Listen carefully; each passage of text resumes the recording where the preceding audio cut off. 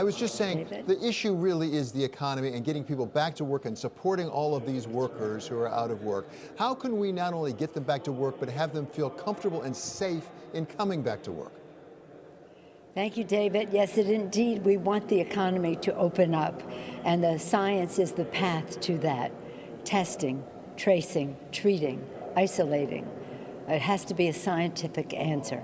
And of course, we hope and pray for a vaccine and some therapies, but in the meantime, we have testing, and that's what we need to use to get a handle on the size of the challenge we have, to trace it and to treat so that we have fewer deaths. That is the answer. Now, in addition to that, and we have that as a strategic plan in our HEROES Act, a strategic plan to do that with, as you do in business, have a goal, have a timetable, have milestones, have benchmarks. That's exactly what we have. In addition to that, in order to support the economy, we honor our heroes by keeping state, local, territorial, and tribal governments functioning. These people, many of them on the front line of risking their lives to save other people's lives, now fear losing their jobs. All of these services that are rendered are not only jobs, but they meet the needs of the American people. That helps the economy. And then third, putting money into the pockets of the American people. We all know that issues like unemployment insurance, food stamps, and the rest really provide stimulus to the economy, and we have to do that. So we think in our package, the HEROES Act, that we do just exactly that. A scientific path to open the economy safely and soon. Supporting our heroes to keep those jobs in place, which are important to the economy, and again, the stimulus that money in the pockets of the American people provides.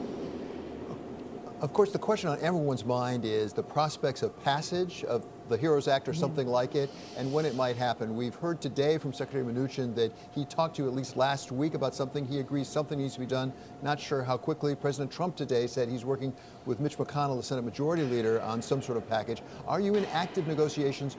How much hope do you have that we'll have something relatively soon?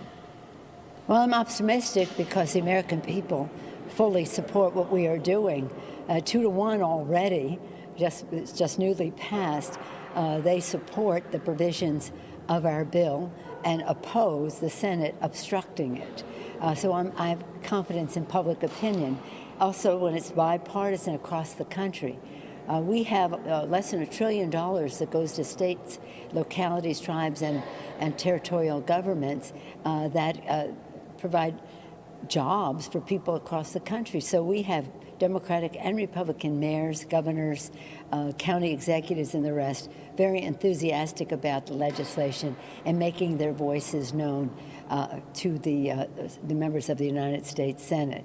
This is very unusual that we have such a strong bipartisan advocacy for legislation of this kind, which is meeting resistance in the Senate. But I don't think for long, because what we have in the bill is disciplined, it's focused, it's all necessary, and it has broad bipartisan support in the country. It's just a matter of time. They want to pause, but as I've said here before, hunger doesn't take a pause, losing your job doesn't take a pause, all of the, paying the rent doesn't take a pause.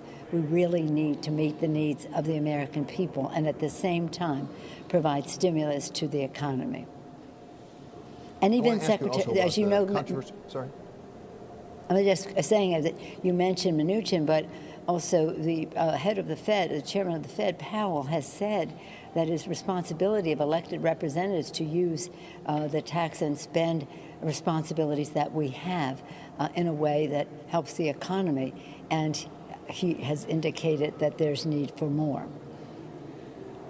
I wanted to ask you also about the Inspector General controversy, but just one quick thought about China, because another thing that appears to have bipartisan support right now on Capitol Hill is some legislation, including possibly delisting some Chinese company. Is that going to make it, it's been through the Senate, is it going to make it through the House, and might it have ramifications for the markets overall? This is something we just learned of. It passed with unanimous consent, so there wasn't much debate or We don't know who voted. It was unanimous consent. So we'll review it in the House. I've asked my committees to take a look at what that is. I take second place to no one in the Congress, House or Senate, and my criticisms of China's trade policies vis-a-vis the United States over decades, their human rights policies, their proliferation of weapons of mass destruction. Right now, whether it's the Uyghurs, the people of Hong Kong, Tibet, you name it, they have been very oppressive and even more so. But the fact is that we have to judge we have to have a relationship with China, and we judge every action as to what it means to us as well as what it means to them. So I'll look forward to seeing that. It's interesting that it had such unanimous support, though, in the Senate.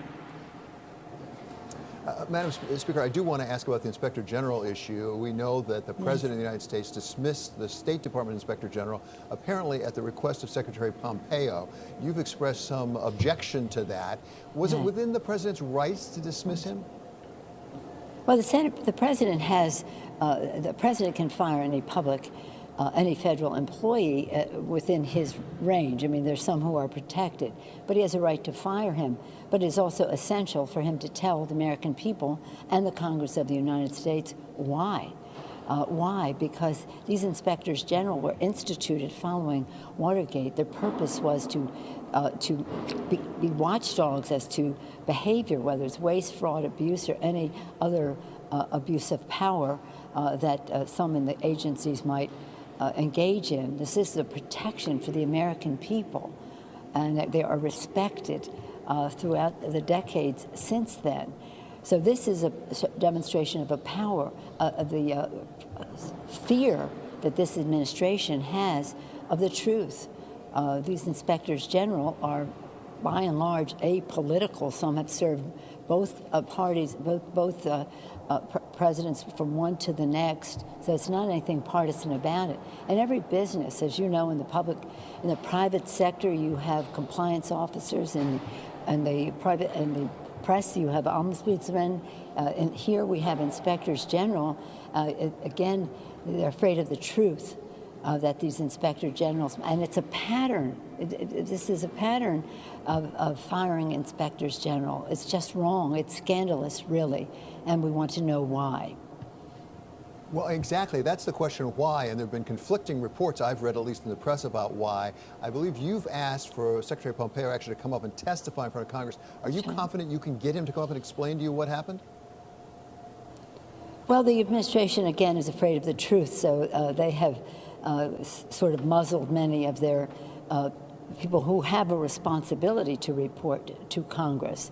But that doesn't mean that we're not asking for him to come up and actually for Congress to exercise its oversight responsibilities over policy. Now, there have been talk about personal errands and this or that, and there have been talk about use of federal funds to entertain that might accrue to his political advantage. I'm very concerned about the fact that this Inspector General may have been looking into the false emergency that was declared by the administration in terms of arms sales to Saudi Arabia. Somehow or other, Saudi Arabia and Russia, they seem to be the pet countries of the president. He always wants to do something extraordinary for them.